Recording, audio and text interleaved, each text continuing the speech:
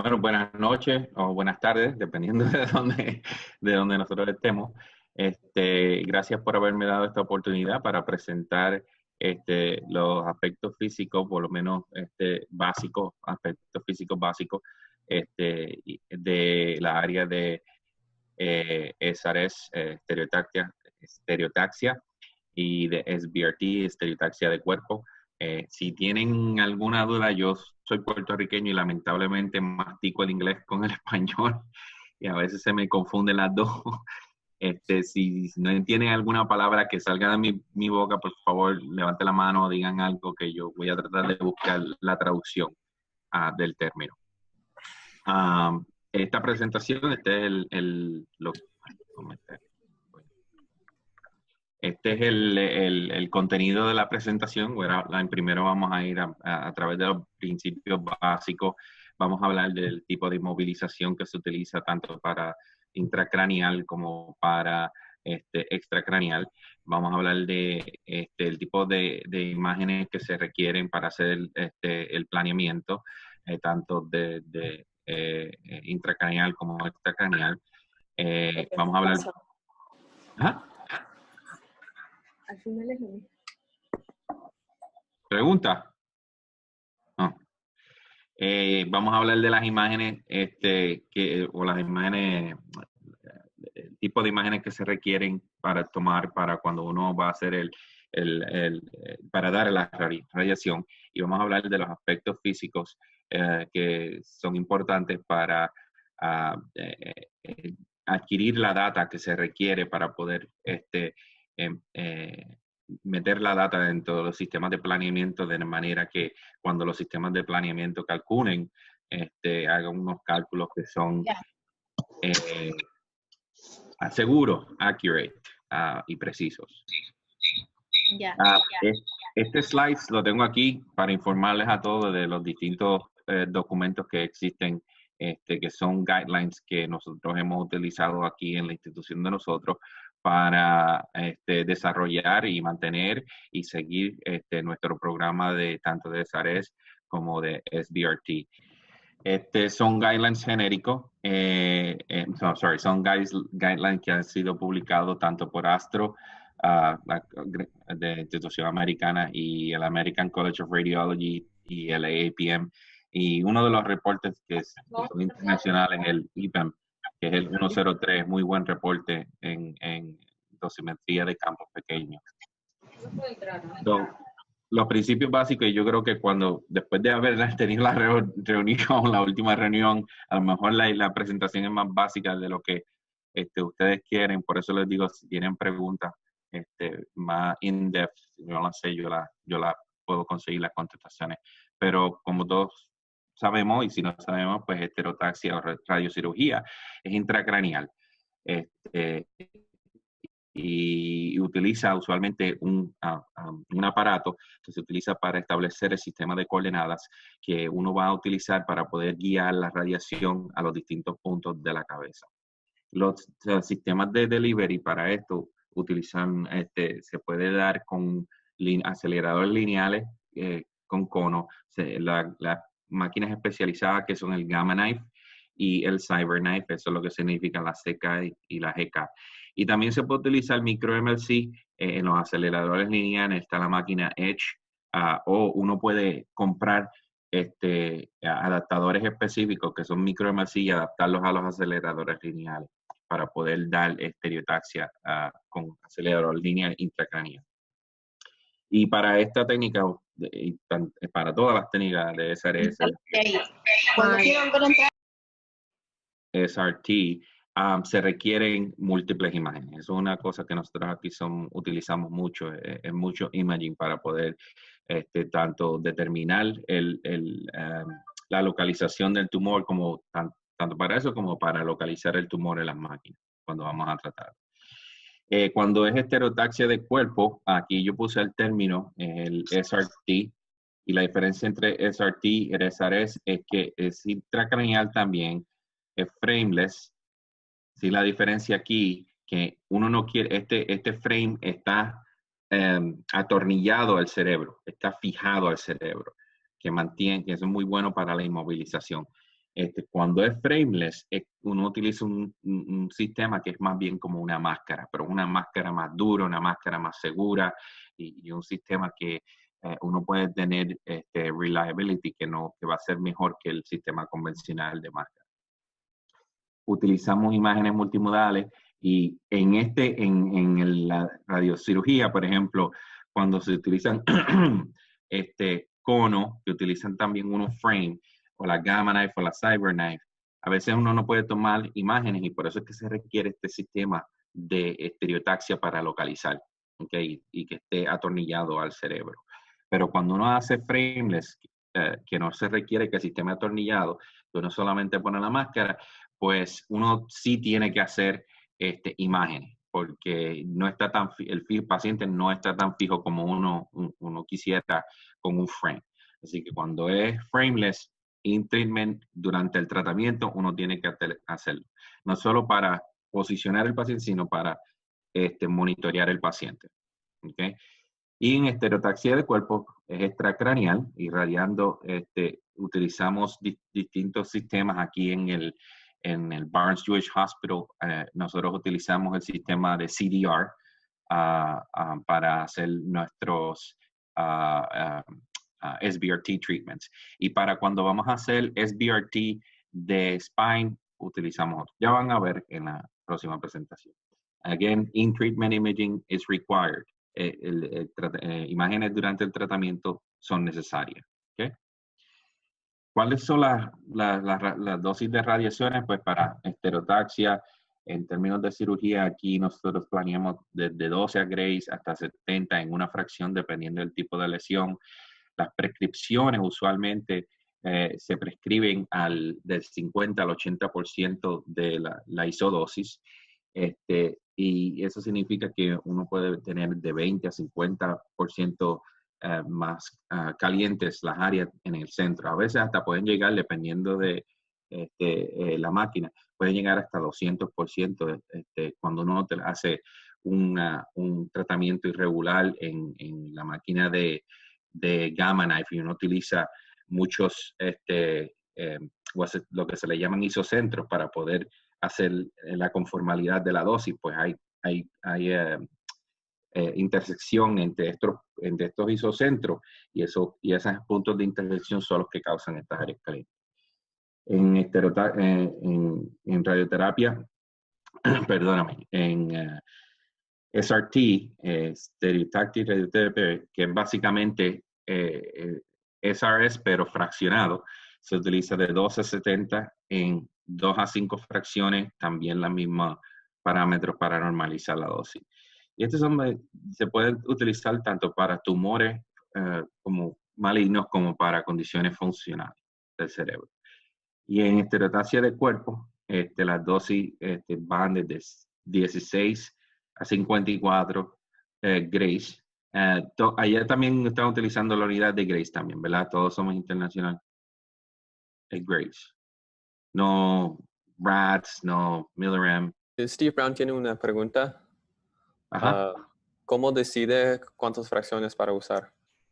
Dependiendo de el estatus histológico, dependiendo del tamaño del tumor, la localización del tumor en específico. Eso tiene mucha influencia.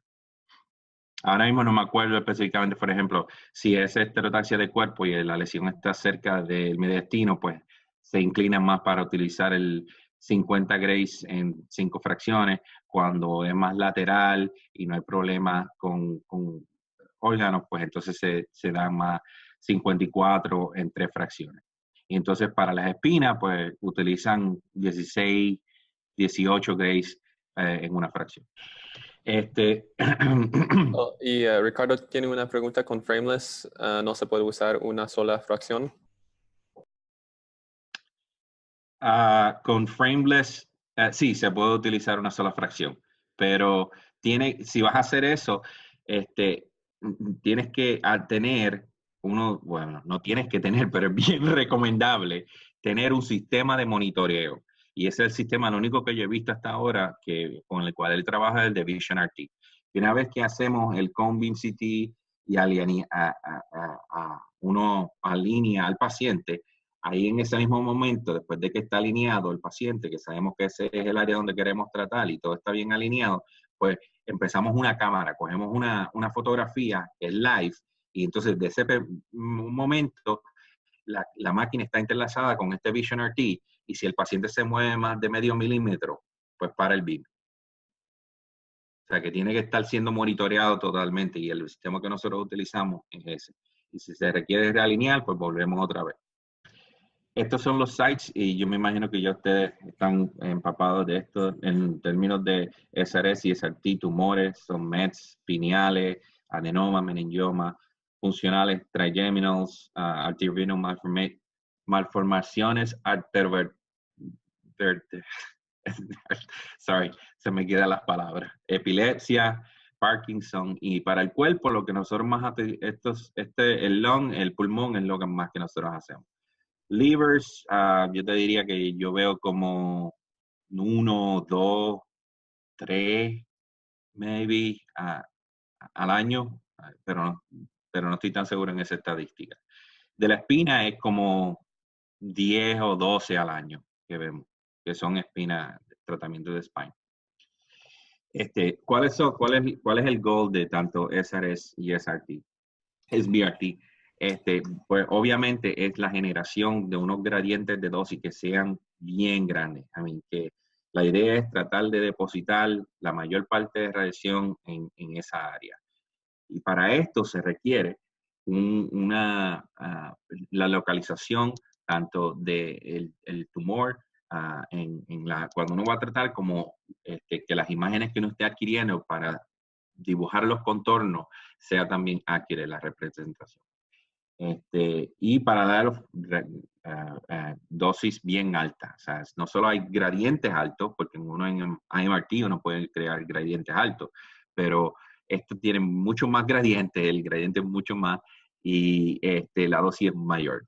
Así que por eso es que se requiere toda esta complejidad de inmovilizar, registrar al paciente, estar seguro que estamos apuntando la radiación a donde se requiere. Pues para generar este tipo de gradientes hay distintas maneras de hacerlo, como se ve aquí en esta slide. Los campos de radiación usualmente son de 4 milímetros a 30 milímetros. Se pueden utilizar conos, y este es un sistema de conos que se puede adaptar a la máquina a la máquina. Se puede utilizar micro MLC. Esto es una figura del micro MLC. Los leaves del micro MLC son aproximadamente 2.5 milímetros para uno poder estar seguro que está creando gradientes buenos. No es recomendable hacer SRS en un acelerador lineal si uno no tiene este tipo de leaf width. SBRT, uno puede irse con medio, y en medio milímetro no hay problema. Pero para SRS o SRT es recomendable utilizar el micro MLC. Y obviamente las unidades especializadas, la Gamma Knife y la Cyber Knife. El tratamiento como tal envuelve tratar de producir la mayor cantidad de direcciones, cuestión de distribuir la dosis baja alrededor y concentrar la dosis alta en el centro. ¿Okay? So, uno utiliza muchos campos que sean no coplanares, porque si no, entonces la radiación se distribuye toda en el mismo plano y uno derrota el propósito de concentrar todo en el centro, ¿okay? Minimizando la radiación afuera. Y puede utilizar campos no coplanares fijos como rotacionales, y utilizar distintas direcciones, y utilizar también distintas rotaciones de colimación.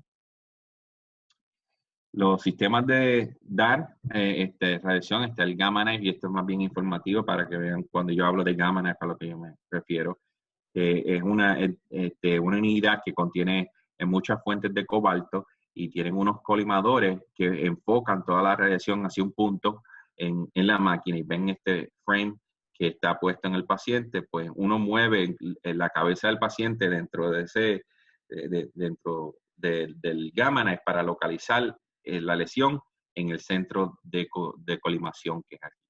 Está el CyberKnife, que es básicamente un acelerador lineal montado en este brazo robótico y el couch también, un couch robótico, y entonces puedes encontrar muchas variaciones o los grados de libertad para poder atacar el tumor de distintas perspectivas y poder concentrar esa dosis y crear esos gradientes bien grandes.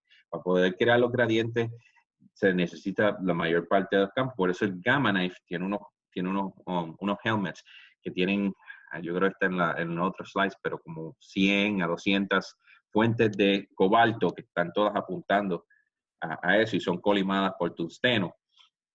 Y uno puede a veces hasta bloquear distintos rayos, cuestión de producir una conformalidad en la dosis. Está también, cuando uno habla de los aceleradores lineales, uno puede utilizar los conos, y aquí esta es una figura de un paciente acostado en la máquina y el cono pegado al gantry para poder dar, cuando uno utiliza conos, yo solamente he utilizado los conos rotacionales. Uno tiene que, y pues uno tiene unos degrees of freedom, pero a veces está limitado porque depende de cómo el isocentro esté siendo manejado, cómo los conos estén afectando. Y también se puede utilizar Volumetric Arc Therapy. Allá es el mismo concepto, el VMAT. O hay otra palabra para eso. Básicamente es rotación, modulación de la intensidad mientras se está rotando. ¿Okay?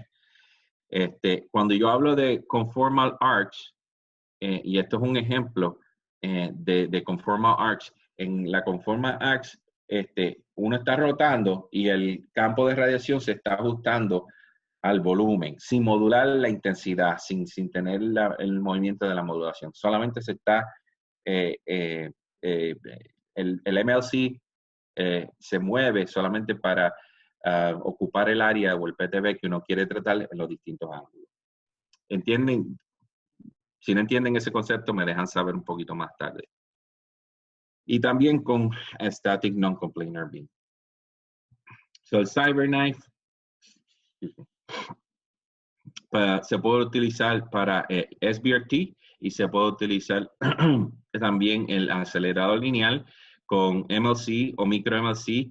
Como dije, 5 milímetros es bueno. Para SRS, SRT, 2.5 milímetros if you're going to do 2.5 milímetros si uno va a hacer estereotaxia de 1 o 2 fracciones intracraneal. BMAT utilizamos conformal y también utilizamos campos estáticos y no coplanarios. Para cuando uno va a hacer cranial SRS o SRT, uno necesita inmovilización y registración, y este es el Brown frame que se utiliza. Este es el de nosotros, que lo pusimos en una cabecita de fantasma para hacer el testing del isocentro de la máquina.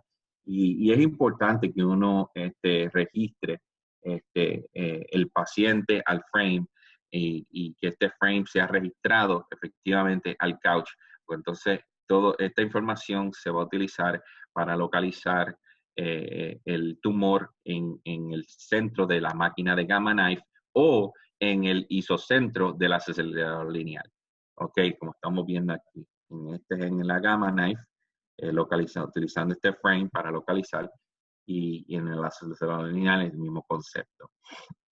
Cuando hablamos de frameless, que eso es SRT, este es el tipo de máscara que nosotros utilizamos, ¿okay? Cuestión de no taparle toda la cara, es bien fuerte. Utilizamos, es importante también este cojín que tenga en el cuello en una posición lo más natural posible, porque eso afecta en el reposicionamiento mucho.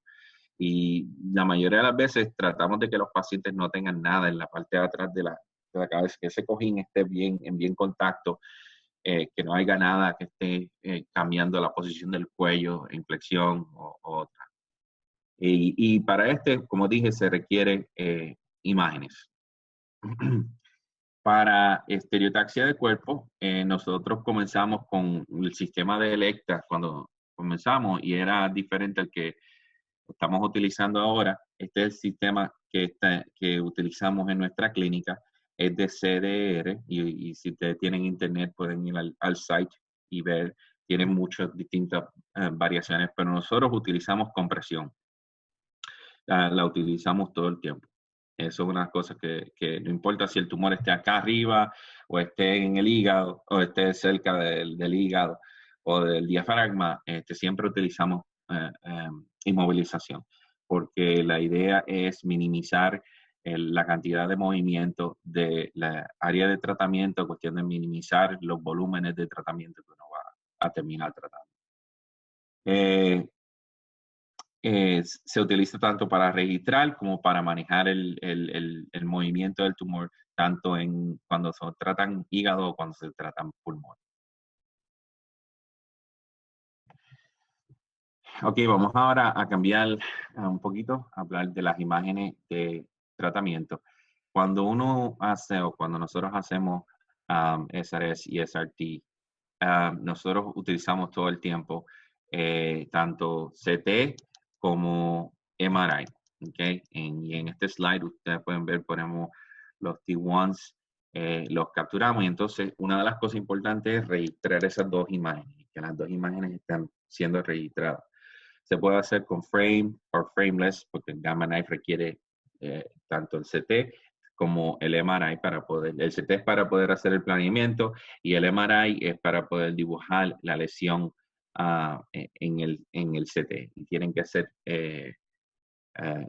fused, tienen que ser unidos y registrados. Y esa registración tiene que ser bien importante y bien segura para uno estar seguro que está transfiriendo los contornos desde un sistema de imágenes a otra, porque una se hace para visualización y la otra se hace para delivery, la computación de datos. Las imágenes tienen que ser capturadas en la misma posición. ¿Okay? Tanto cuando uno captura la imagen en el MRI, la posición del paciente tiene que ser la misma en la imagen. So, uno tiene que considerar el tabletop de cada una de las máquinas y asegurarse de que todo esté a par, que no haya variación. Algo que te vaya a causar que el posicionamiento del paciente en una máquina sea diferente al de la otra cuando tú vas a registrar las imágenes. Porque estas imágenes no son registradas DICOM, esto va a ser fused. Y es en ese fusion que uno tiene que estar seguro que esté bien. Uno tiene que asegurarse que específicamente en los MRIs, que las distorsiones, porque hay distorsiones, se evalúen y que uno esté seguro de que la distorsión es mínima y que no esté causando que una persona dibuje unos contornos que sean más grandes de lo necesario o que los dibuje en áreas que si hay mucha distorsión que no están realmente. José, una pregunta. ¿Solo han trabajado con MRI para SRS? ¿O siempre los CT y MRI? No, siempre los CT y MRI. No hemos todavía, yo no creo que estemos haciendo cálculos en un MRI porque en ninguno de los sistemas de planeamiento que tenemos todavía uno puede calcular dosis en unas imágenes de MRI. Todos los cálculos de dosis ahora mismo son en sistemas de CT porque todavía no hay una manera eficiente de poder asignar valores de densidad basados en una imagen de MRI. Sí. Y Berta tiene una pregunta. ¿Qué secuencia de MRI usan? T1 la que más me han dicho que están utilizando, pero di la verdad que yo le voy a buscar con mi jefe cuál es la otra que están utilizando, porque yo me acuerdo que yo vi dos, pero no me acuerdo. Utilizan varias secuencias, de eso sí me acuerdo, y le puedo buscar la lista de secuencias de imágenes que están utilizando. ¿Okay? Cuando utilizamos SBRT, déjame anotar eso. Sí. Otra pregunta de John. ¿Y solo con CT para angiotem alguna vez han trabajado? Solo con CT para ¿Para qué? Angiotam.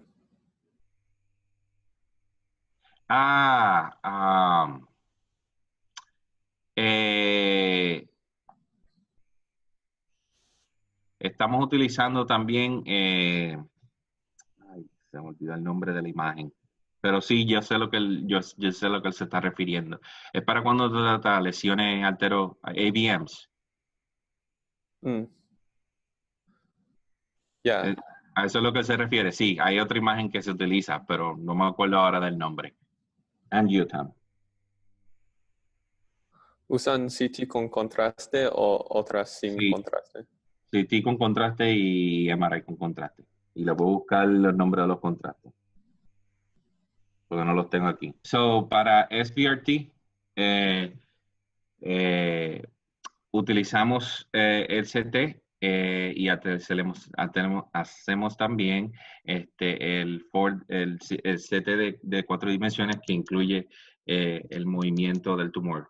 De esa manera podemos capturar una imagen del tumor o cuánto el tumor se está moviendo. Si lo inmovilizamos y tratamos de que el movimiento sea el mínimo, pero siempre hacemos un CT helical, que es lo que nosotros llamamos el free breathing, que respira normal y capturamos el CT y entonces después también hacemos un 4DCT que captura muchas imágenes para entonces poder crear set de CTs que te va a dar la posición del tumor dependiendo de la respiración del paciente. Y utilizamos eso para generar unos volúmenes que nosotros utilizamos entonces para el tratamiento y para manejar el movimiento. Se requiere que uno haga evaluaciones no, se requiere que uno haga evaluaciones de este sistema y de cómo el sistema esté generando el 4DCT. Utilizamos multimodality, so también hacemos el CT, hacemos el 4DCT y también hacemos un PET-CT. Y entonces utilizamos todas esas imágenes, las registramos, se aseguran de que la registración de una imagen a otra esté bien, el médico y el físico se sientan y evalúan todo. Hay veces que hay distorsiones entre una y la otra y a veces nos concentramos en el área del tumor y pues una vez que estemos contentos con la registración de las imágenes, pues el doctor comienza sus contornos y nosotros hacemos los contornos. Ahora mismo estamos haciéndolo en el helical CT, que es el CT que nosotros básicamente utilizamos para tratamiento. Okay. Este es el proceso básico que uno utiliza que utilizamos nosotros en la clínica. Primero le ponemos el frame al paciente, se hace un poquito de anestesia en las áreas para poder atornillar. Entonces, José, otra pregunta es de Juan Trejo de INEN. ¿Qué experiencia tienen para SBRT en tumores centrales del pulmón y qué fraccionamientos suelen usar? Para SBRT, Uh-huh. utilizamos 50 en 5 cuando son centrales. Eso es lo que se tiende a hacer. Y la experiencia, yo te digo que yo veo 1 o 2 casos al mes. Y entonces para retratar pacientes también utilizamos esos fraccionamientos. Mm. Porque hemos retratado más pacientes de lo que yo me imaginaba. Y otra consulta de John. ¿Han trabajado con imágenes tactográficas para tratamientos de SRS funcionales? Imágenes cartográficas. No entiendo. Tractografías. No, que yo sepa no. Pero no, tengo que ver la imagen. Es que la traducción entre el inglés y el español a lo mejor no me está dejando.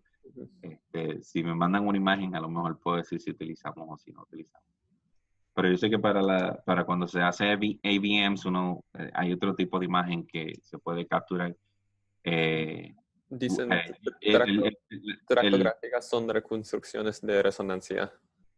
no, De eso yo no he oído que hayan hecho nada. Lo que yo creo que la imagen que se estaba refiriendo antes en SRS es el City and Geography. So, el proceso es perdóname. El proceso básico es poner el frame.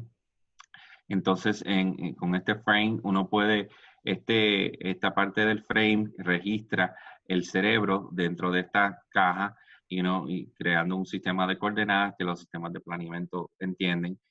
Se le hacen las imágenes multimodales, se registran todas las imágenes en el sistema de planeamiento y aquí en estos rods que uno puede ver es como el sistema de planeamiento determina las coordenadas del punto dentro de esta caja y entonces uno puede utilizar eso para alinear el paciente porque el sistema de planeamiento te va a dar las coordenadas que uno tiene que mover para poder poner la lesión donde uno quiere tratar. La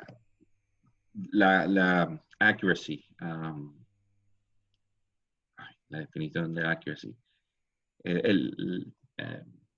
Targeting va a depender accuracy of targeting depends on this definition in MR distortion y en la correlación. Lo que yo quiero decir es que es bien crucial que uno entienda las distorsiones que uno tiene en sus sistemas de imágenes, porque si uno no entiende muy bien las distorsiones que están ocurriendo, pues entonces cuando uno registre el MRI, por ejemplo, o el CTA que uno tiene con la imagen que uno va a utilizar para el cálculo y también para la imagen que uno va a utilizar para alinear el paciente, porque de esta imagen va a salir las coordenadas, pues es importante que uno sepa que todo esté bien registrado, pues si no podemos tratar en el área donde no queremos.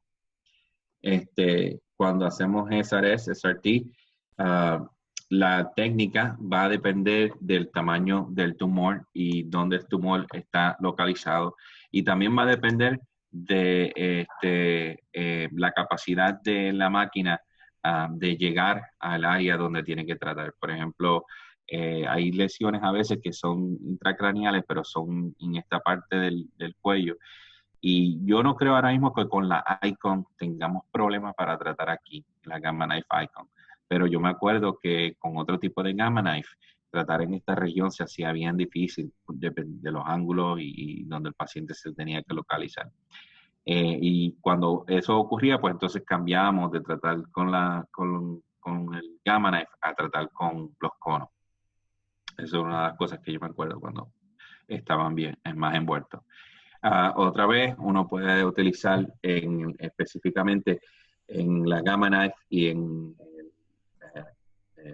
CyberKnife y en los aceleradores cuando uno trata con cono, uno puede tratar esta lesión como se ve aquí con lo que se conoce como múltiples isocenters. But you can see que uno tiene que estar pendiente de la cantidad de isocentros que uno va a utilizar y de cómo los isocentros están localizados para generar esta conformalidad en el tumor, pues puede crear áreas que sean bien calientes.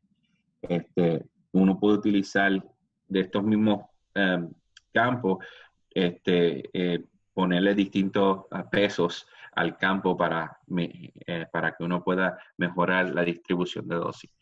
Con la máquina de Gamma Knife, aquí tienen las fuentes de radiación, son campitos colimados, como dije, de 2 milímetros a 3 centímetros. El couch se mueve el couch se mueve para localizar la lesión y también se puede mover la cabeza en el couch. Ese frame se puede mover para poder hacer la localización. En cuanto al CyberKnife, como es un sistema que es robótico, pues uno tiene más degrees of freedom. Este es el sistema de CyberKnife aquí y uno puede ver los degrees of freedom que uno tiene para poder llegar a las lesiones intracraneales.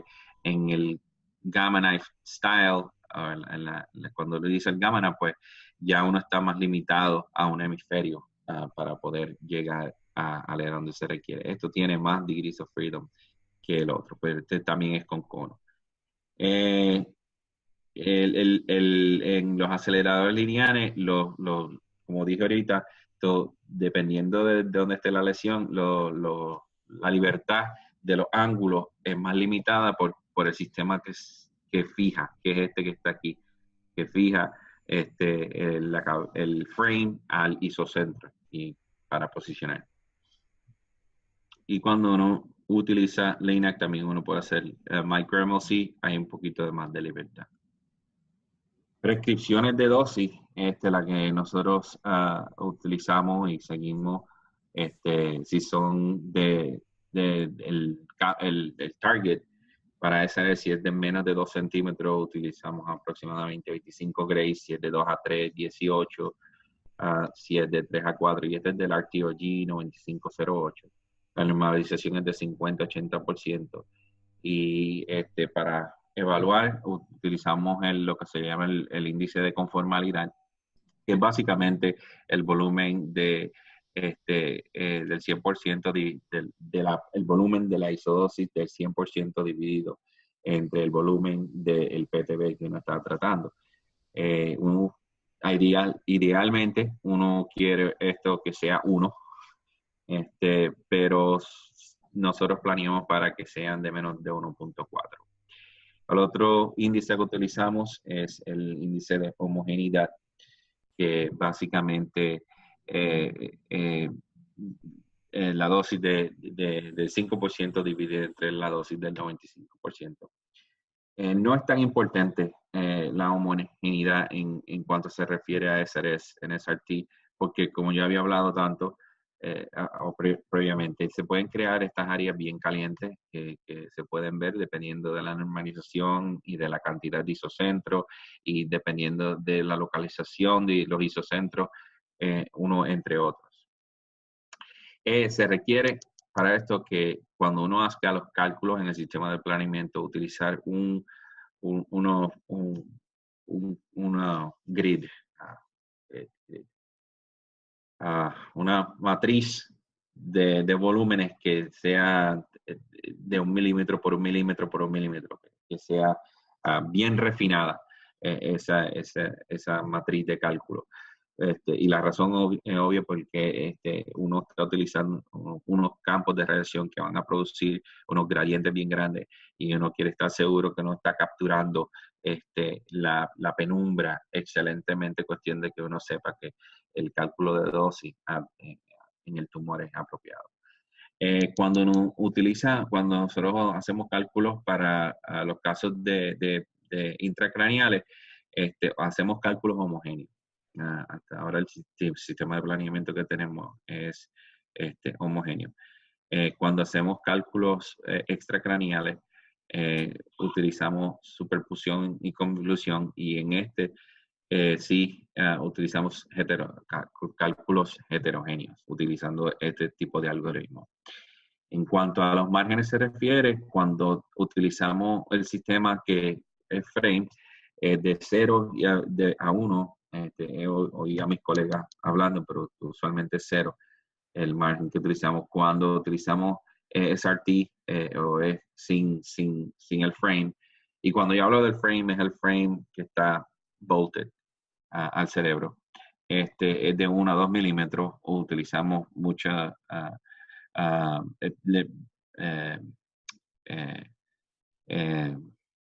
¿cómo se llama? Evaluamos mucho la fusión de las imágenes en ese caso, y evaluamos cómo va a ser el posicionamiento y el reposicionamiento cuando estamos estudiando las imágenes. So, dependiendo de esto, la registración de las imágenes, cómo uno cree que el paciente va a ser posicionado y reposicionado, y cuán accurate es el posicionamiento, dos doctores deciden, y los físicos, si va a ser 1 a 2 milímetros. Usualmente, acá nosotros estamos utilizando la mayor parte del tiempo, según mi colega, 1 milímetro. Y yo creo que él está ahora mismo evaluando si es necesario ese milímetro. Porque aparentemente están viendo que no va a hacer diferencia en el outcome del paciente down the road.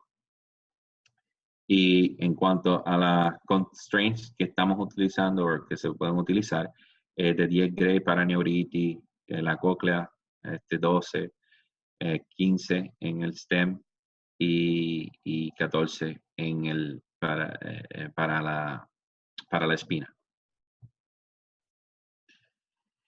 Cuando el proceso de SBRT, la inmovilización es súper importante. Uno tiene que minimizar la cantidad de volumen de tejido que uno quiere irradiar. Obviamente hacemos set de simulación con 3D, hacemos el free breathing y lo capturamos a un 3x3, que son slice thickness de 3 milímetros y el espacio entre los slices es de 3 milímetros. Utilizamos el 4DST y capturamos el pulmón como tal con aproximadamente más o menos 5 centímetros para arriba y para abajo del pulmón. Generamos lo que se le llama la imagen de proyección máxima, de intensidad máxima, que básicamente cuando uno captura el 4DST, lo que está ocurriendo es que uno captura imágenes que después se van a componer en un set de data completo que captura una parte del círculo respiratorio del paciente. Y así uno genera, por ejemplo, desde cuando uno inhala a cuando uno exhala, uno puede ver cómo ese tumor va caminando para arriba y para abajo en el pulmón. Y entonces cuando se capturan todas esas fases, y estas imágenes aquí representan básicamente lo que yo estoy hablando, uno puede generar esta imagen que es básicamente la acumulación de todo, asignar una densidad 1 a todas las localizaciones donde el tumor estaba y se genera este volumen. Y este volumen básicamente representa el movimiento total del tumor en el pulmón. También se puede generar una imagen que se llama la media, que lo que utiliza compone la imagen basada en una matemática que te va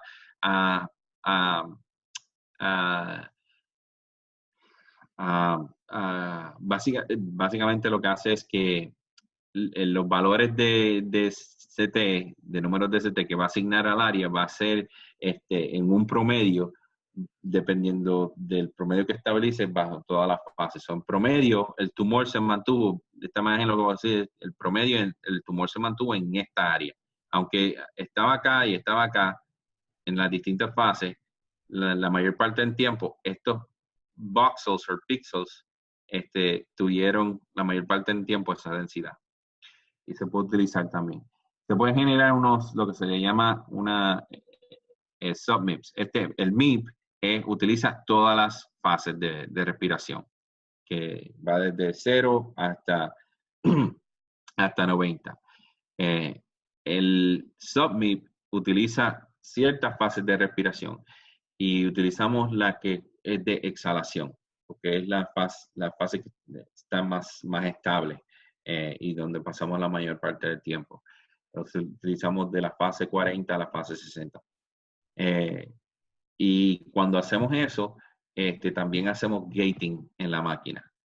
Estamos monitoreando al paciente y hacemos gating cuando hacemos este tipo de tratamiento. Cuando el volumen es generado utilizando una parte del círculo respiratorio, pues entonces vamos a gate a la máquina para tratar durante esa parte del círculo respiratorio.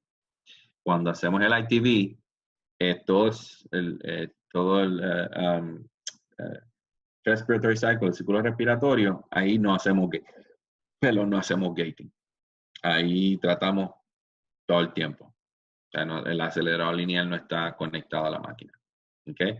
Pero por eso también minimizamos la cantidad de movimiento del tumor para poder estar comfortable, que no va a estar fuera. PET-CT se transfiere al sistema de planeamiento. El CT se captura, se transfiere.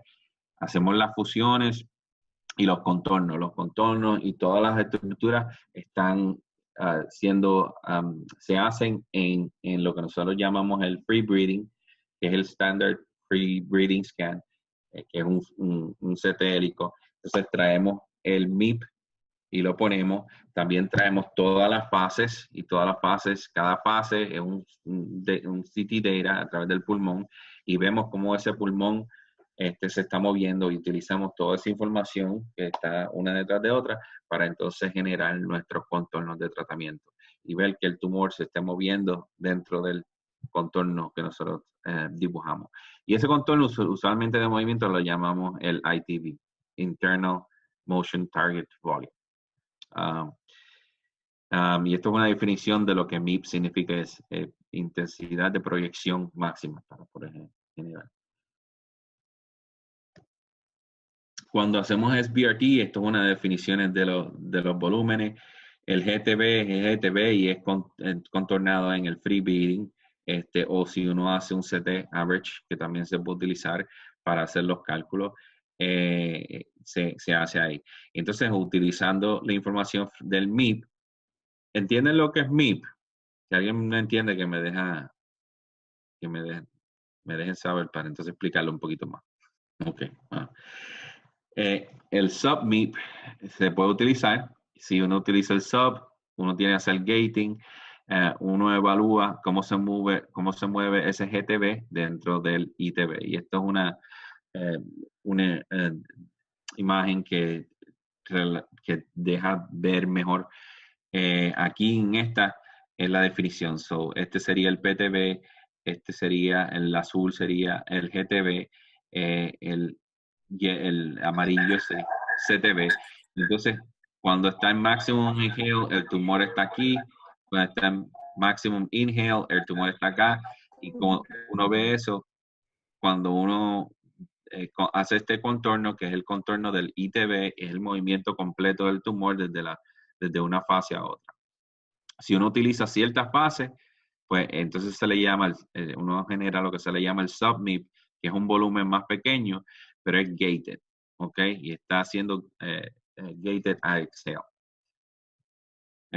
Los contornos que utilizamos, hacemos el pulmón, la espina, el corazón, broncos, liver, pancreas, bowels, y las evaluaciones, los volúmenes de evaluaciones que utilizamos es el D2CC, que es básicamente el PTV más 2 centímetros. Y entonces utilizamos también los pulmones, pero sin incluir el ITV. Y utilizamos este range para ver la dosis máxima que está ocurriendo cerca de la piel para minimizar eso también. Esta imagen aquí lo puedes ver. Este es el GTV, ¿ok? Perdóname, sí, ese es el GTV, y entonces el ITV, sorry, esta parte de aquí, esto es un MIP, esta parte de aquí es el ITV, y esta parte de aquí es el PTV, ¿ok? So, uno puede ver que el tumor no se movió mucho. El sistema de planeamiento, cuando planeamos SBRT, nosotros utilizamos energías de 6 a 10, de 2 a 4 no coplanares arcos, utilizando BMAT, o 8 a 10 no coplanares y no opuestos, si es fijo, y la no coplanaridad es importante para la conformalidad. Eso es algo que...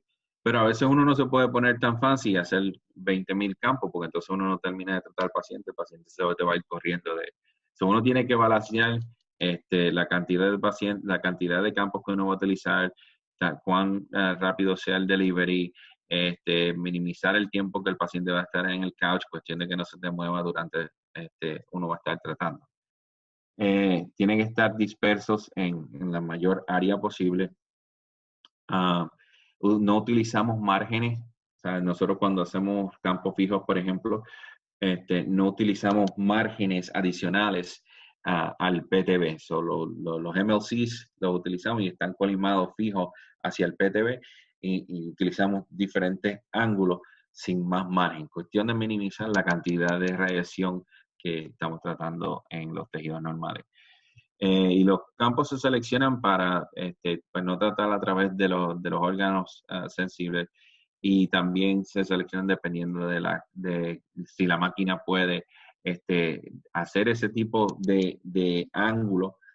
Y si el isocentro está en una localización que uno pueda tratarlo. Por ejemplo, a veces nosotros tenemos problemas que cuando tenemos lesiones que son en el upper lobe, uno tiene que estar pendiente del posicionamiento del paciente, porque si en la rotación o el gantry viene por el brazo y el isocentro no está localizado bien, pues le puede dar al paciente con la máquina. Para evitar o minimizar que este tipo de situación pase, usualmente nosotros, una vez que el plan está hecho, cogemos el plan y se lo mandamos a la máquina, a terapista, y entonces las terapistas recrean la posición del isocentro en las condiciones en que se va a tratar el paciente, porque ya está todo marcado, y pueden replicarlo. Y ven si por lo menos sin el paciente uno puede rotar el couch y rotar el gantry y dar el tratamiento sin problema. Eso no quita que no vaya a tener unos problemas más tarde con el paciente como tal. Así que eso es importante. Otra vez, 54 Gray, si es periferal, si es central, hacemos 50 en 5. El 54 en 3 lo hacemos cada otro día, y el 50 en 5 lo estamos tratando cada día. La normalización de los planes usualmente es como del 80%, y las áreas calientes en el tumor son de 20 a 30%. Yo la he visto hasta de 40%.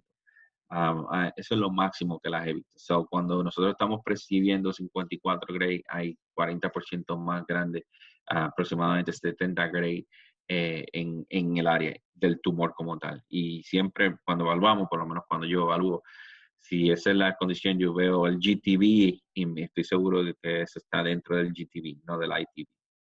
O la mayoría está en el GTV. Hacemos cálculos heterogéneos, calculamos a 1 milímetro, 95 por 95, 95% of the dose to 95% of the volume. 95% de la dosis al 95% del tumor es aceptable. Si es mejor, mejor todavía. El índice de conformalidad, otra vez, debajo del 1.4. Homogeneidad no es importante porque estamos tratando la idea es tratar de depositar la mayor cantidad de dosis ahí.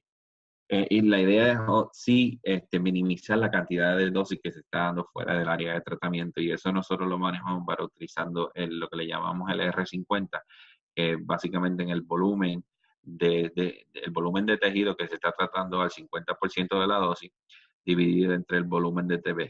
Y entonces hay unas tablas en el RTOG que se utilizan, que depictan, dependiendo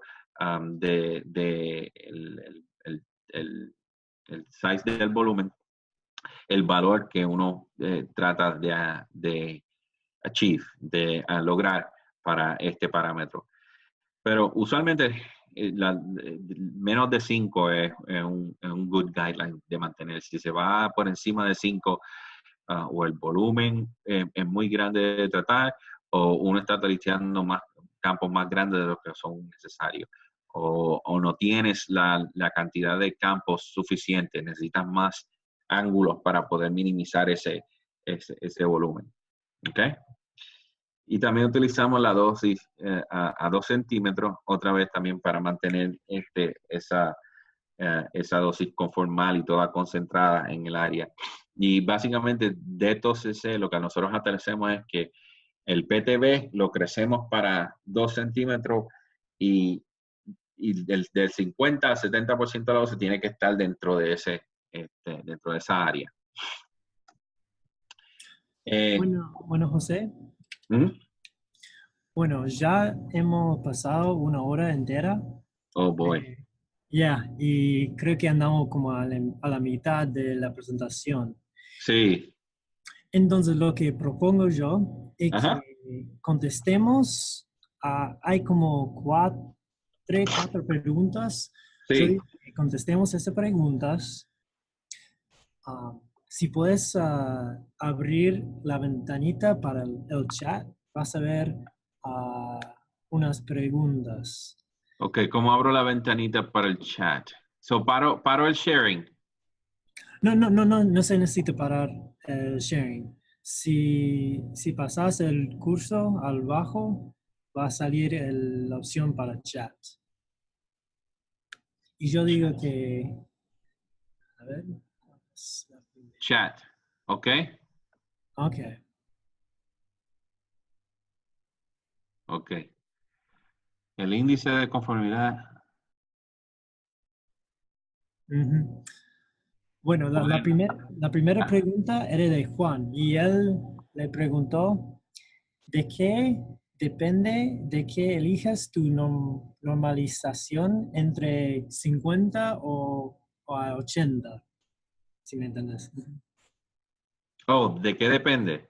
Claro, Eh, ok.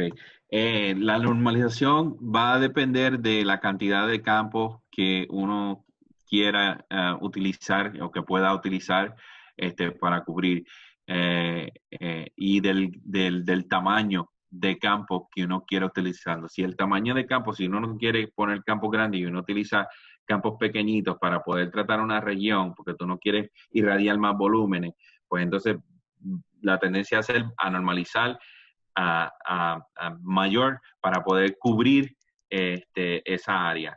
So, idealmente eso es una de las cosas que uno quiere achieve, cuestión de depositar. So, va a depender de la distancia, básicamente de la distancia entre el edge del campo y el PTB y de la cantidad de campo que uno esté utilizando. bueno. Otra pregunta.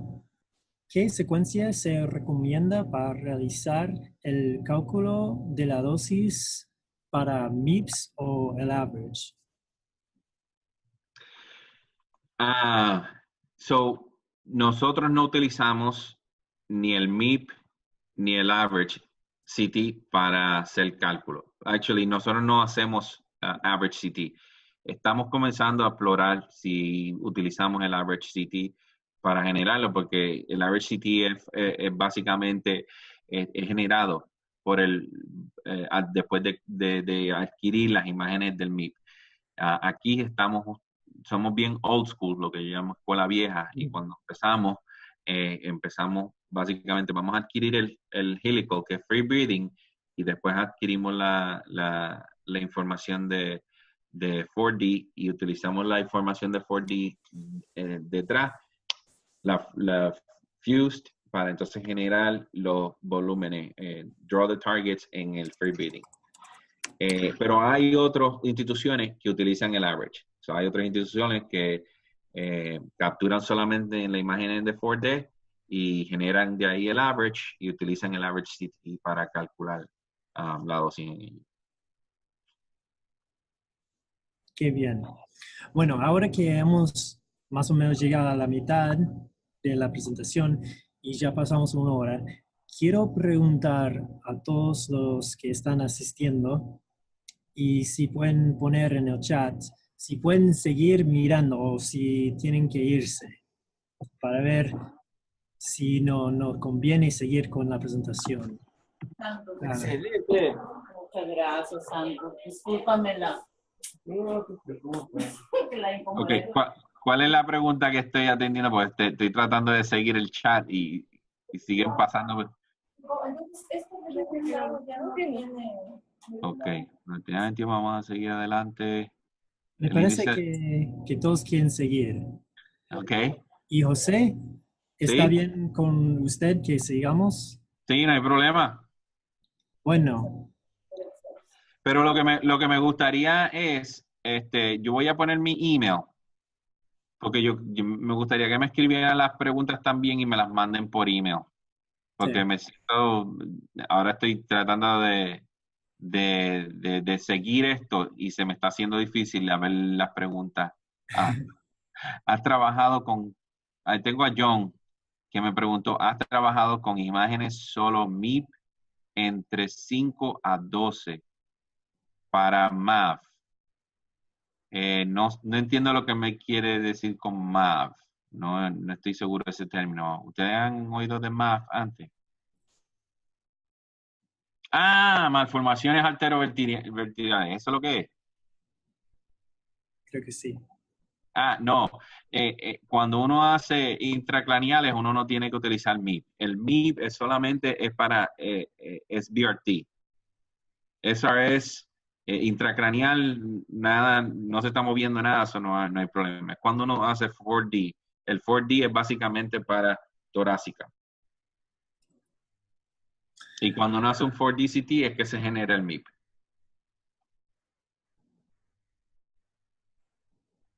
¿Qué secuencia se recomienda para realizar cálculos de dosis?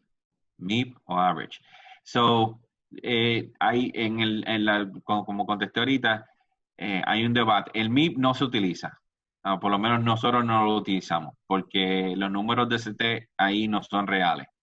El average te da un picture que es más cerca de la realidad y por eso es que ahora el average CT se está empezando a utilizar más. Nosotros somos old school y nos quedamos con el helical, que básicamente cuando se empezó a hacer 4D era todo, se hacían los cálculos en el helical porque lo único que había era la fase o el MIP. Y nosotros sabíamos que en el MIP no íbamos a hacer cálculos de dosis porque esa no era ninguna fase tampoco. Pero eso es para Carlos. Para John, el índice de conformalidad propiamente dicho puede no darte lo real. El índice de conformalidad propiamente dicho puede no darte lo real. No entiendo la pregunta, John, pero sí, me puedes llamar para tal. Bueno, José, yo digo que sigamos con la presentación, Okay. pero que todos que están escuchando, que igual, que ponen las preguntas en el chat para que tengamos todas las preguntas juntas. Ay, sí, eso y si sí. tengamos tiempo al final, vamos a pasar uno cada uno. Ok. Pero creo que es más importante que revisemos toda la presentación. Ok. Yo voy a poner mi email por si acaso alguien También. lo pone. Sí, también. Ok. Bueno, yo puse este slide aquí porque cuando se estaba haciendo AMRT había unas preocupaciones en cuanto a cómo iba a ser. El tumor se está moviendo para arriba y para abajo y esa misma vez estábamos modelando la intensidad y había preguntas de si había algún efecto de interplay que vaya a decir, bueno, a lo mejor lo estamos irradiando aquí y los MLC están acá, o estamos irradiando aquí y los MLC están acá.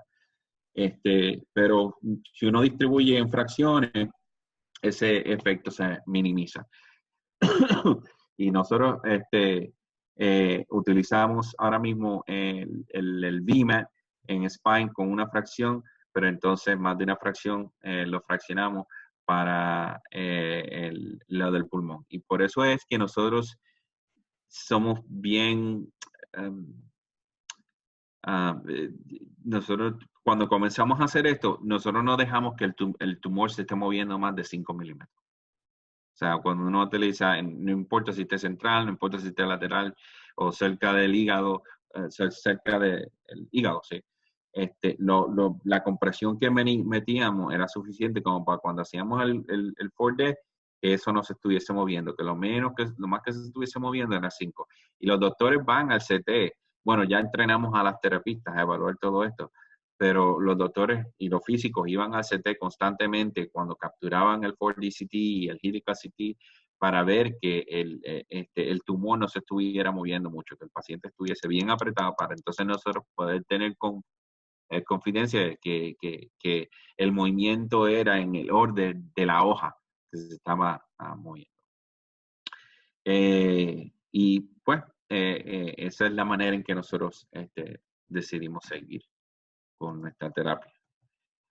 Esto es bien informativo, no voy a hablar de esto, pero aquí uno puede ver las dosis, los distintos fraccionamientos y las dosis límites. Estos son basadas en el NCCN Guidelines y los distintos RTOG protocols que se han utilizado en se han participado, nuestra institución ha participado y varían. lo más que me gusta de esto es que te da no solo las distintas fracciones, pero te da también el dose per fraction que uno está buscando, porque a veces uno necesita no solo el total dose, pero el dose per fraction. La dosis por fracción es importante. Y esto es lo mismo también, pero esta es otra fuente que la saqué de este libro de SRS SBRT, que es de Handy, una serie del CRC Press. Again, es más informática, pero te da también volúmenes, perdóname, un threshold dose, y te da los volúmenes también en los cuales ellos están buscando.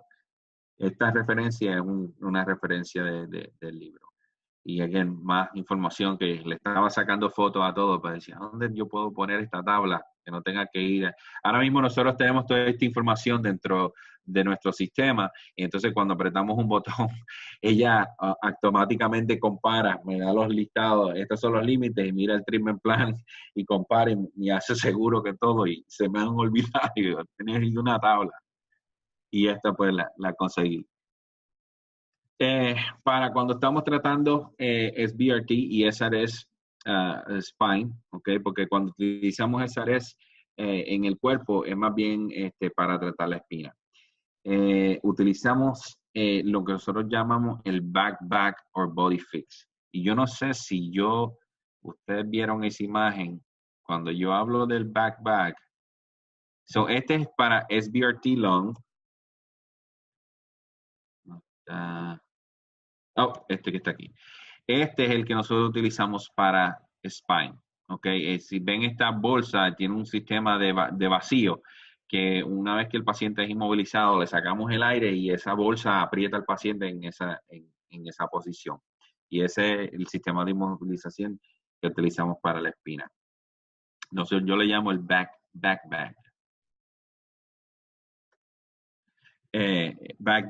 también se llama body fix y es por Electa.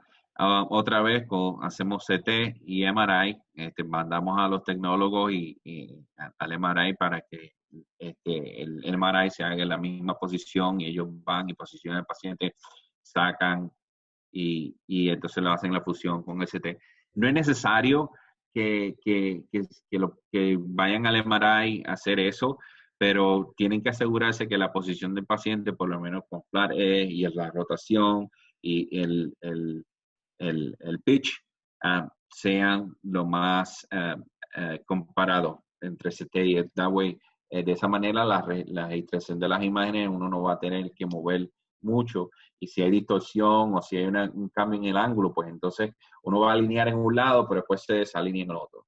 Y eso puede causar problemas, y para tomar las decisiones a ver cuál es el mejor alineamiento de las dos imágenes, eso puede causar incertidumbre. So, es mejor que uno se asegure que la posición del paciente, tanto el CT como el MRI, sea la misma. Uno hace unos contornos en el cord, en la spinal cord, cordón espinal. Usualmente, dependiendo de dónde esté la lesión localizada, hacemos contornos que sean 2,5 centímetros por arriba y para abajo. Utilizamos de 10 a 15 campos estáticos, perdón, o de 2 a 4 BMATs. Again, el cálculo, la matriz de cálculo tiene que ser bien fina. Damos 16 a 8 en una fracción, siguiendo el RTOG 0631. Y cuando tratamos de esta manera, tratamos que es dar 10 grays a menos de aproximadamente 0.25 cc. Ok, voy a moverme ahora a las imágenes, cuando uno va a tratar el tipo de imágenes que utilizamos, y el concepto que se le llama el IGRT, o el Image Guided Radiation Therapy. Se debe de hacer para tanto para los frameless, SRS, SBRT, SRS, ¿ok? So, cualquier cosa que no sea el sistema framed de SRS que se utiliza con conos en los aceleradores o en el Gamma Knife, uno tiene que hacer imágenes. ¿Qué tipo de imágenes hay? Hay varias. Están lo que se le llama el CBCT, o el KV, que lo producen tanto la Varian como la Electa, que uno toma rayos X utilizando un onboard imaging o un sistema de imágenes que está montado en la misma máquina. O uno puede utilizar un sistema ST dentro del acelerador lineal. Y la idea es localizar el tumor. So, uno trae al sistema, uno trae las imágenes del plan con los contornos, uno toma una imagen, uno alinea las dos imágenes, hace una fusión como se ve en esta imagen aquí. Y aquí entonces el doctor va y evalúa la fusión en ese día y ver que el tumor esté dentro de las áreas que uno había contornado originalmente. Nosotros también tomamos unas imágenes de fluoro para ver que la respiración y el tumor se están moviendo dentro de ese contorno que nosotros habíamos utilizado para el planeamiento o el ITB. Se hacen durante el tratamiento. Los sistemas los evaluamos cuestión de que la localización del sistema sea capaz para localizar las áreas de tratamiento dentro de 1 milímetro. Y como dije ahorita, hay el Three-Dimensional con Beam CT que se puede hacer con KB o también se puede hacer con MV. MV son el megavoltage y ese era el de la Electa, el KB es de la Varian, que se le llama el OVI. Esta es la imagen, este es el brazo, que es un tubo de rayos X y un panel para capturar las imágenes. Y se utilizan fluoro también para ver que el tumor, yo no sé si se puede ver, pero el tumor se estaba moviendo dentro de este ITB y entonces este era el PTB de nosotros y también ver que no se esté saliendo del PTB. Eso lo cogemos antes de tratar. O sea, es distinto. También hay sistemas ópticos que se pueden utilizar para alinear el paciente y este es el sistema óptico que nosotros utilizamos de Vision RT, que básicamente utiliza la superficie de los contornos para alinear el paciente al isocentro del tratamiento. Es infrarrojo, se puede utilizar en el CyberKnife y también lo más que nosotros utilizamos esto realmente es para monitorear al paciente.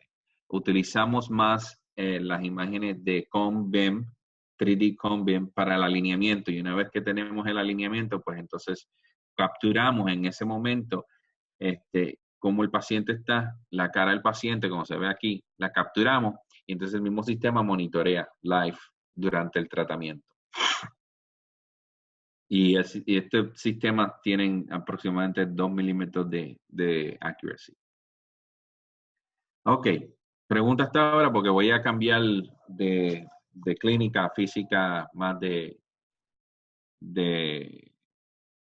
adquisición de datos y eso. Creo que puedes seguir. Ok. So, las consideraciones físicas, uno tiene que considerar los equipos que uno va a seleccionar dependiendo de lo que del goal de lo que uno quiere tratar, cómo uno quiere las imágenes, cuán comfortable uno se siente. Y también basado en el equipo que uno va a comprar, uno tiene que seleccionar el equipo que va a utilizar para hacer las mediciones en el sistema. Uno tiene que, cuando uno hace todas las pruebas, uno básicamente va a inspeccionar cada componente. Uno inspecciona cada componente, desde el componente de las imágenes al treatment plan hasta la unidad. Pero al final uno tiene que básicamente lo que nosotros llamamos un end-to-end testing, que es básicamente coger un fantoma y imaginarlo en tanto multimodalidad, ver la registración, mandar al sistema de planeamiento, planearlo, llevarlo a la máquina y tratarlo y hacer unas medidas de dosis. Adquisición de data es importante y la validación de la data y voy a proveer unos tips. So, la primera en cuestiones de las pruebas del sistema es la fusión de las imágenes. ¿Okay? Uno tiene que estar seguro que cuando uno tiene, dependiendo, si uno utiliza este tipo de imagen para hacer los cálculos que utiliza usualmente ST, uno tiene que estar seguro que la distorsión entre esta imagen y esta imagen es mínima. ¿Okay? Otra de las cosas que es bien importante Y esa distorsión es bien importante porque uno utiliza unas imágenes para hacer los contornos, o eso va a tener un efecto bien grande en lo que uno va a estar tratando. La otra es estar seguro que el isocentro mecánico y el isocentro de radiación sean coincidentes, ¿ok? Y al final hacer una prueba completa desde planeamiento desde imágenes hasta planeamiento, hasta tratamiento. Y eso es lo que se llama el proceso de E2E. Cuando uno habla de medidas, uno va a hacer la calibración del campo en términos de dosis absoluta. Y acá en Estados Unidos, nosotros utilizamos el protocolo TG51 para calibrar el output que nosotros llamamos la dosis por unidad monitor. Y este es un sistema que nosotros utilizamos con su cámara de ionización, su electrómetro. Y una vez que tan pronto calibramos el campo, siempre hacemos otro tipo de medida. Y este es con con dosímetros de termoluminidad para corroborar que las medidas con la cámara de ionización sean reliable, sean buenas. Esa es una de las cosas que hay que hacer.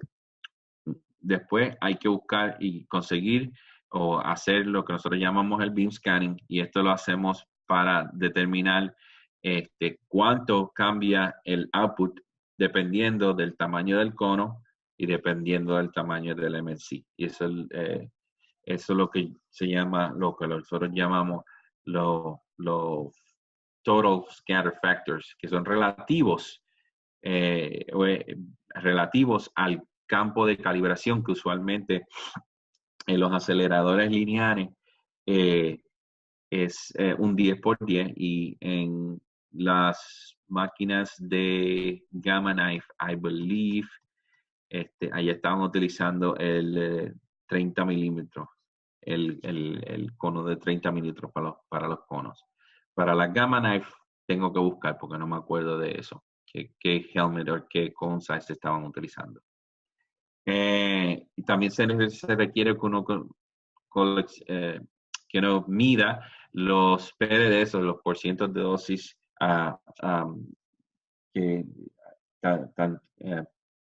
porcientos de dosis son las dosis. ¿Ah? Hello. Sorry. So, las medidas son las medidas básicas que hay que hacer: la calibración del campo, la determinación de los factores relativos contra ese campo, cómo cambia la dosis relativo a ese campo de calibración, tanto para los conos como para los PDD, el porciento de la dosis, cómo cambia la dosis desde la superficie con profundidad, y los perfiles. Y los perfiles, que son básicamente cómo cambia la dosis, uno tiene el campo de radiación y cómo cambia la dosis mientras uno se va moviendo, que básicamente lo que va a ser importante es la penumbra del campo de radiación. Y esa es la penumbra que uno tiene que caracterizar bien para uno poder estar confidente de cuando uno utiliza esos R50 parámetros y el índice de conformalidad para que sea bien conformada la dosis. Bien conformada la dosis. Y es bien importante los perfiles. Cuando uno hace relative total scatter factors, este slide aquí, básicamente yo lo que estoy tratando de enseñar con este slide es el problema que hay cuando uno va a campos bien pequeños, que la instrumentación para caracterizar la dosis relativa a, por ejemplo, aquí estamos normalizando a 40 milímetros. Y cuando uno utiliza a 40 milímetros a ese campo grande, pues todos los detectores básicamente miden lo mismo, pero tan pronto uno va a campos que son aproximadamente 10 milímetros, pues se pierde el equilibrio electrónico, hay el efecto de la oclusión de la fuente o del beam, hay efectos del volume averaging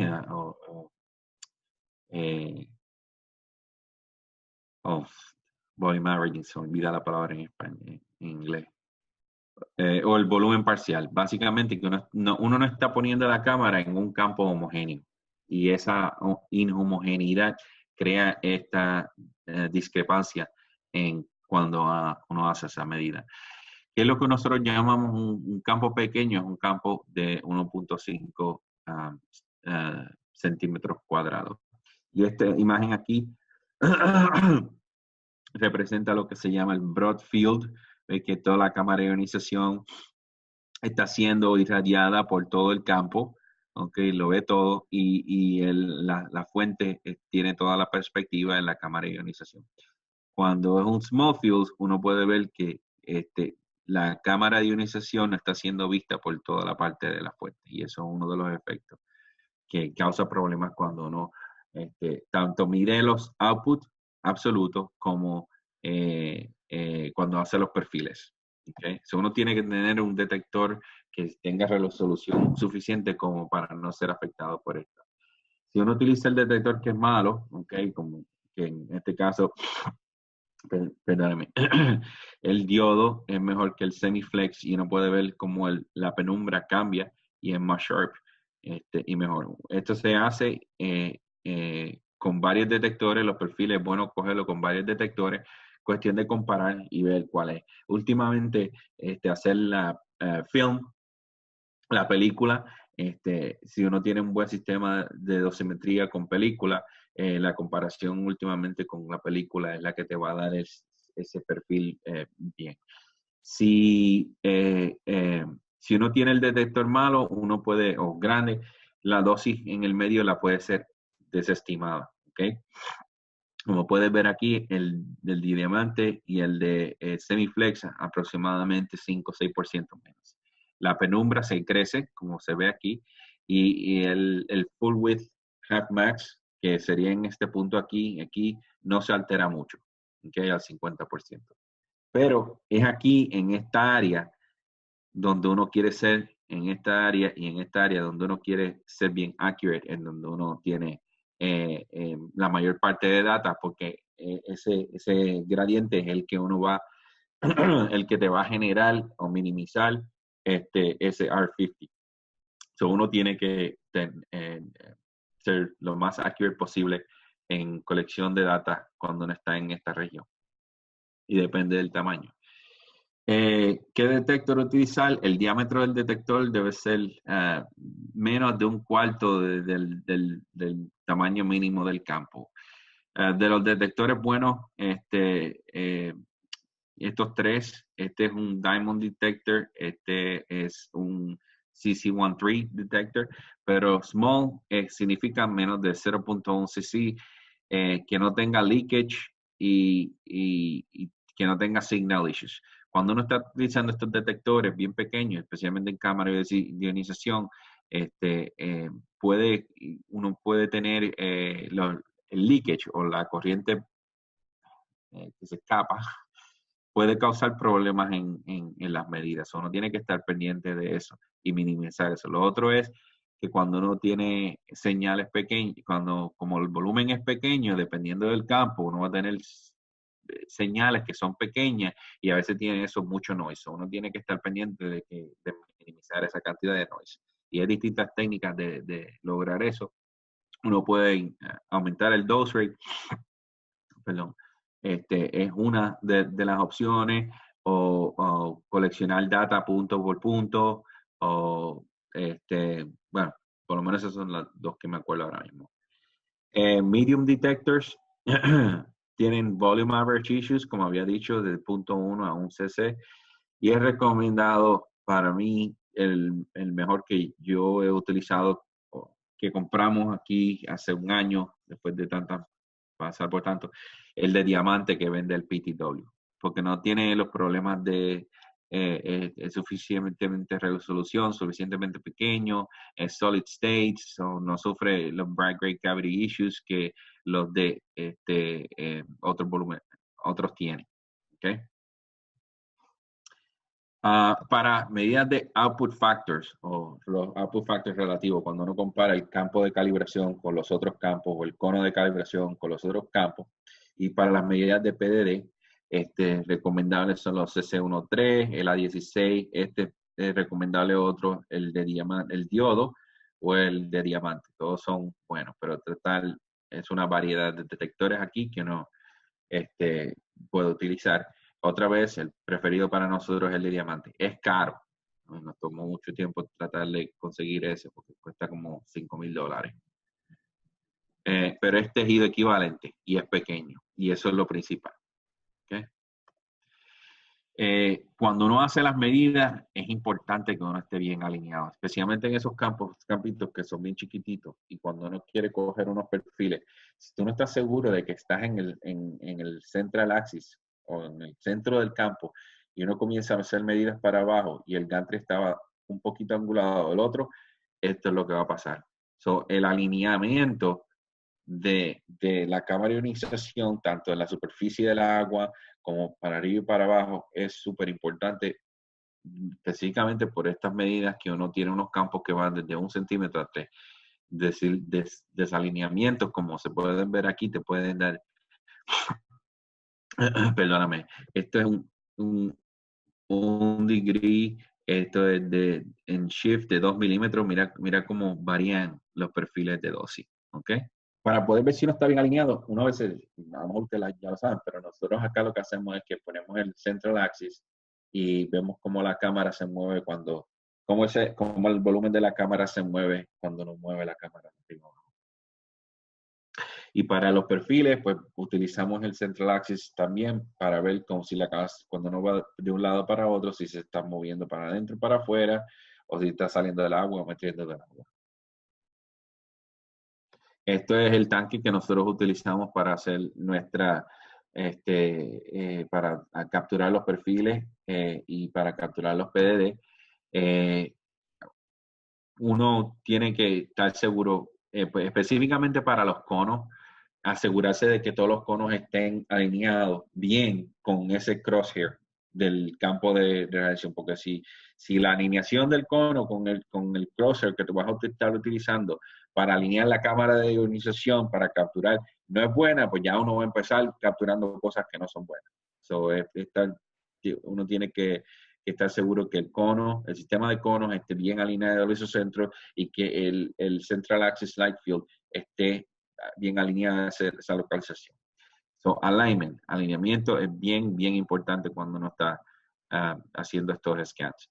Y también la superficie, esto es una imagen de cómo uno puede determinar cuál es la superficie correcta. Si uno ve la cámara de ionización, uno la mira así y ve el agua. Cuando uno ve un volumen que es relativamente circular, eso es cuando uno tiene una posición correcta para saber cuál es el nivel cero del agua. Uno tiene que evaluar esos PDD y hacer los ajustes dependiendo del tamaño de la cámara de ionización por el punto efectivo de la medida. Y para los campos, menos de 2 centímetros a la línea. Otra cosa importante es que uno debe de las medidas que uno capture, corroborarlas con otro tipo de detector, ¿ok? Ver cómo se comparan estas medidas con un detector bajo otro. Cuando nosotros comisionamos, pues hicimos en las cámaras de ionizaciones, utilizamos el Diamond Detector, utilizamos films y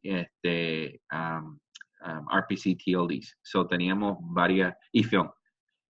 teníamos varias maneras de asegurarnos que los perfiles y los PDD estuviesen capturados apropiadamente. También otra manera de estar seguro y probablemente más importante, es de comparar la data que uno captura con otras datas que otras instituciones han capturado. Eso sí, yo digo que eso es bien importante, la información que esté publicada, porque alguien ha coleccionado ya data y ver qué es lo que uno compara con esas medidas.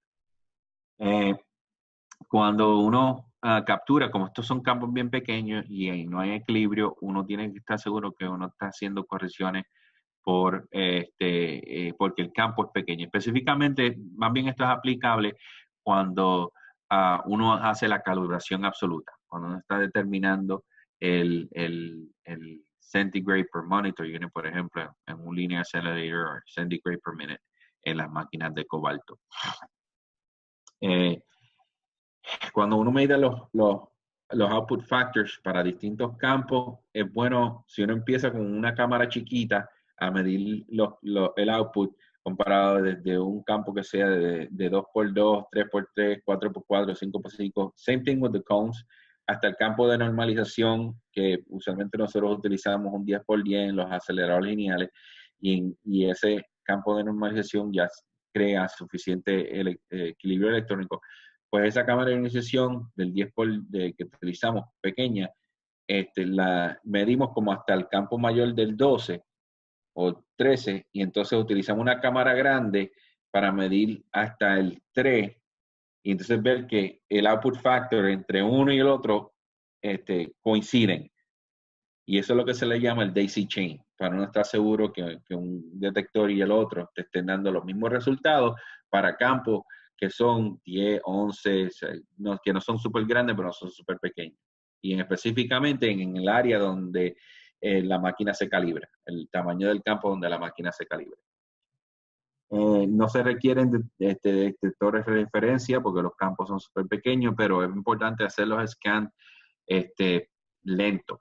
Y la idea de hacer los scans lentos también es para poder dejar que el sistema capture la mayor parte de medidas, ¿okay? Para entonces minimizar los errores en la recreación de los perfiles. ¿Okay? Pues si uno va bien rápido, la cantidad de medidas en cada punto que el sistema mide va a ser pequeña, y eso te va a dar más noise y no va a ser tan accurate. So, especialmente cuando uno viene subiendo a capturar el perfil, más lento y después más rápido, cuando está ya en una área de tratamiento donde es homogénea. Pero slow scans y velar el leakage. Para el sistema de planeamiento, validación, utilizamos películas, utilizamos aparatos que se llaman, ¿cómo se llama este? El map check, que son básicamente un sistema electrónico con cámaras de ionización donde uno puede irradiar, y hacemos esto para validar el sistema de planeamiento como tal. También hacemos cálculos independientes con manuales o con un programa que se llama RadCalc para verificarlo. Lo hacemos para campos estáticos, para conos, para fixed fluences, y utilizamos este APM protocol para validar el Treatment Planning System, el TG-119. Medimos dosis de puntos, dosis planares, con películas, con arrays. Este es el map check. So, estas todas las imágenes, este es todo el tipo de instrumentos que utilizamos. Película con Solid Water, lo hacemos también el map check con su sistema. Tenemos estos fantomas que utilizamos películas y evaluamos también el delivery. Para las rotaciones utilizamos el ArcCheck, que es el sistema que estamos utilizando ahora mayor parte del tiempo, que utiliza el DOSLAS software. Y para evaluar todo esto, es para evaluar que en condiciones homogéneas, básicamente, sin mucha heterogeneidad, que el Treatment Planning System esté calculando de la dosis como se espera. Pero estos sistemas no evalúan nada relacionado con estas medidas no evalúan nada relacionado con la heterogeneidad. So, para evaluar cómo el sistema de planeamiento se calcula el accuracy, cuán seguro es el cálculo en situaciones heterogéneas, nos utilizamos fantomas que sean heterogéneos como este que está aquí. Y metemos de estos fantomas heterogéneos películas y cámaras de ionización, y se corrigen los readings de las cámaras por el Inelectronic Equilibrium para entonces saber las dosis. Pero lo mejor que hacemos es que ahora lo llamamos a iRock, que es en Texas, y ellos nos mandan el fantoma ya lleno. Y entonces nosotros planeamos, o sea, escaneamos el fantoma, planeamos el fantoma, tratamos el fantoma y le enviamos el fantoma, y ellos nos dicen si estamos bien o estamos mal. fusión de imágenes, el QA todos los años, tenemos Fantoma para que podemos hacer en MRI y en CT y ver que la fusión de las imágenes estén apropiadas. Obviamente tratamos que que alguien se siente, y que más de una persona se siente y evalúe la fusión de las imágenes. De esa manera no tiene un bias de que una persona está viendo que la fusión es buena y otra persona está diciendo no, está mala. Pero conseguir un Fantoma que sea CT, MR compatible es el primer paso para poder hacer esa evaluación. Y anotar cuáles son las discrepancias, si hay alguna. No sé si finalmente, sí, ya estoy por terminar. Y entonces esta sería la prueba que más nosotros le prestamos atención porque básicamente si no estamos tratando, si no ponemos el paciente en la área de tratamiento o en el isocentro, no vamos a estar tratando bien. Esta se llama la prueba del Winston-Lutz. Verifica la coincidencia entre el isocentro mecánico y el isocentro de radiación. Verifica que los conos estén alineados. Verifica el desplace del isocentro dependiendo de la rotación de colimación comparado con la rotación de Couch, comparado con la rotación de Gantry. So, básicamente es una prueba que esta prueba aquí es film-based, que se hacía antes en los aceleradores lineales con películas, y básicamente es uno poner un pointer o un punto, encontrar ese punto absoluto en el cuarto, que es el isocentro, y entonces dependiendo uno rota el gantry y captura imágenes de ese BB, como se ven aquí, este es el cono y ese es el BB, y uno puede medir el displacement o cuánto se mueve ese BB dentro de ese campo de radiación, y eso nos da una idea de cuánto mucho movimiento hay mientras uno hace estos couch kicks o mueve el couch y mueve los colimadores y mueve el gantry. Cuestión de estar seguro que no importa que no importa qué couch o uno quiere utilizar o gantry angle, que estemos seguros que dentro de 1 milímetro vamos a estar dentro del campo de radiación. ¿Okay? Y este es lo mismo, pero esto es más film-based, lo que yo le llamo, EPIC-based, que es básicamente utilizando el panel que ya viene con muchos de los aceleradores lineales, el panel de silicón amórfico, SI panel, que viene con la mayor parte de los aceleradores lineales, se olvida la palabra en español. Pero utilizamos este cuadrito que tiene un BB en el centro y hacemos lo mismo. Ponemos a distintos couch and gantry angles, y entonces todas esas imágenes que ahora mismo en vez de ser film, estos son digitales que se captura con el sistema, y entonces todas esas imágenes se transfieren a este programa de DOSLab, y el programa las lee y hace sus cómputos y puede evaluar ese displacement también. Y nosotros tratamos de mantenerlo a menos de 1 milímetro. So, escanear, planear, tratar y verificar es básicamente el proceso que uno tiene que concentrarse en seguir y ver cuáles son las herramientas que uno tiene para poder hacer este tipo de ejercicio. Eso te va a probar que el proceso te va a funcionar. Y esto más bien es de una imagen que una vez que uno hace eso, pues para ver cómo es el modeling, uno ve el algoritmo para probar cuán buena es la imagen, tiene que hacer RGTQA, y de aquí a aquí uno prueba la función de imágenes. Bueno, en conclusión, uno debería de seleccionar los detectores apropiados para cuando uno va a hacer medida, posicionamiento y alineamiento con respecto al central axis es importante, redundancia en las medidas, chequear con otra medida, para el sistema como tal, imágenes verificar las fusiones y las registraciones y las distorsiones, el sistema de tratamiento, verificar cuán accurate es la computation del sistema y verá Linux, que Linux esté haciendo el delivery que tiene. Hay diferentes opciones para cranial and spine, SRS and BGT. Cranial plans are delivered with technique. Cranial plans son delivered con técnicas que mayormente los planes craneales,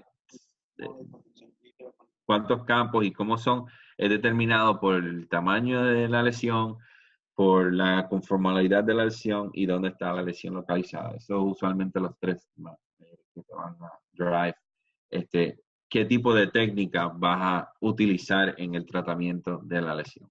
Si va a ser SRS, si va a ser SRT, o dependiendo de la locación, SBRT. En nuestra institución, si hacemos SBRT, la mayor parte del tiempo es IMRT, pero todavía utilizamos campos fijos. Y inmovilización, localización, visualización y verificación son los key important que uno debe de seguir globally.